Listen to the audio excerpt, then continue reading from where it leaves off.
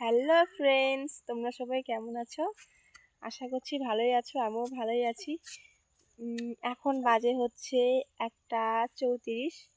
তো এখন আমি ধান দেখছি। আমাদের বাড়িতে তো রোদ্দুর থাকে না, তাই আমাদের বাড়ির থেকে কিছুটা দূরে তো মানে মা সেইখানে ধান এনেছে।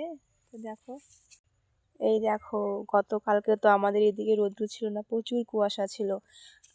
তো আজকে আজকে একটু রৌদ্র আছে, তাই শুকো দিয়েছে। আর এই ধানগুলো হচ্ছে পরশুদিন সিদ্ধ করা, তো তাই অনেকটা খারাপের দিকেই হয়ে গেছে, কি বলবো আর। আর এদিকে দেখো আমার বাবা ধানের বেছনগুলো তুলছে।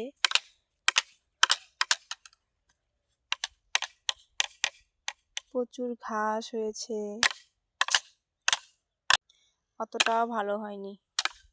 আর এটা হচ্ছে আমাদের জমি, এখানে হচ্ছে ধান চাষ করবে। এখনো কাদো করেনি, তো জল দিবে তারপরে। আর এদিকে আমার ছেলে দেখো দুষ্টুমি, সারাদিন দুষ্টুমি করা। হ্যাঁ আরুষ, আজকের মতো টাটা।